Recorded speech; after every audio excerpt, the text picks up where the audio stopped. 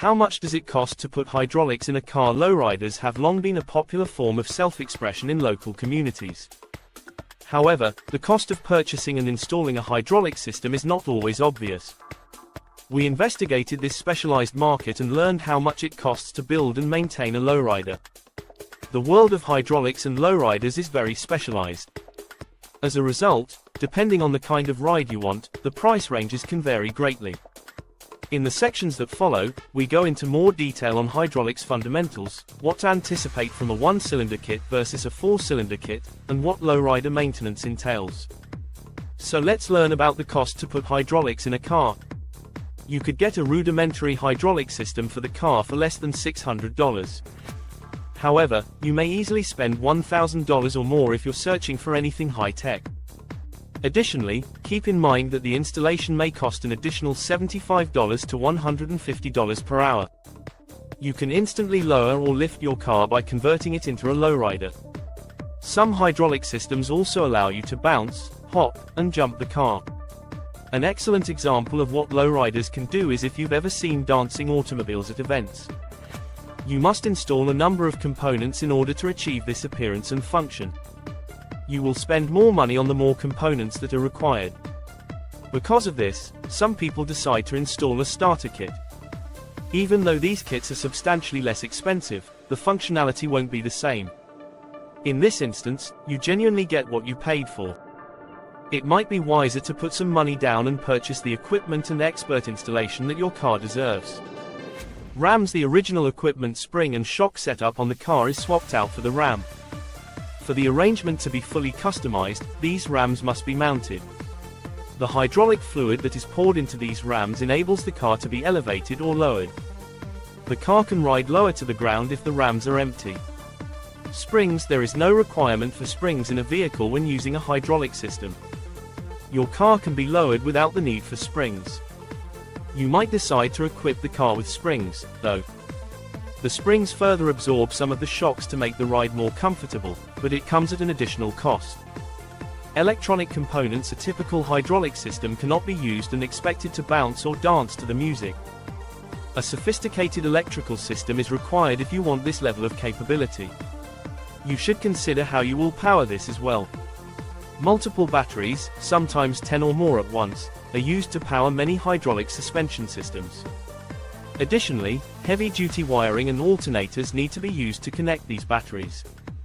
The typical hydraulic suspension cannot be expected to function on a 12-volt system.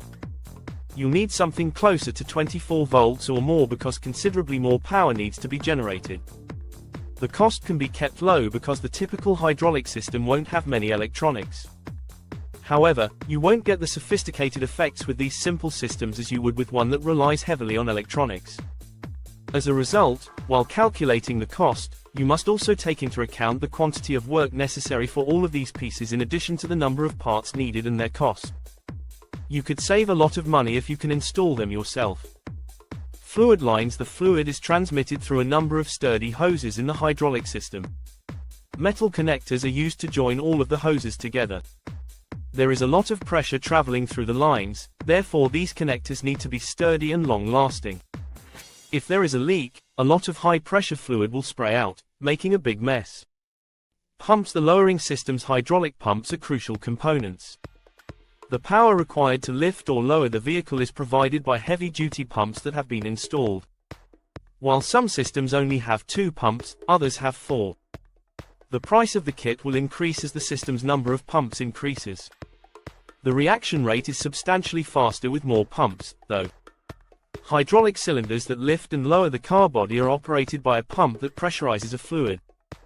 The fluid is transported to the pump by hoses from the cylinders, which are normally found at the corners of the automobile.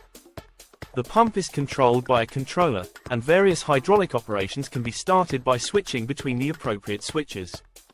Typically, hydraulic fluid is a type of oil that has been specifically designed for use in hydraulic systems.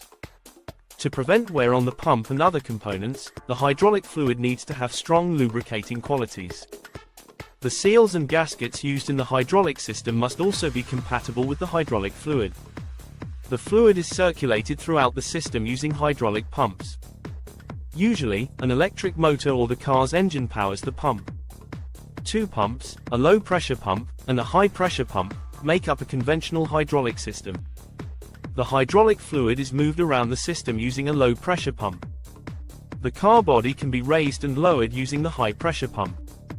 To manage the flow of fluid to the high-pressure pump, hydraulic cylinders are employed. To regulate the fluid flow within the system, valves are used. Complex hydraulic systems need ongoing maintenance.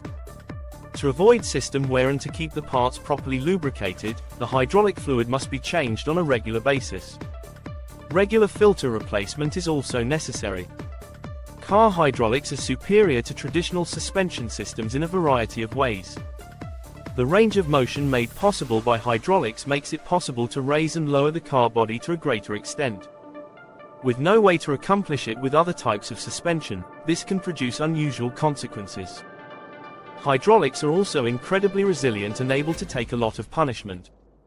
If you find this video helpful, please like and subscribe. Thanks for watching. See you in the next one.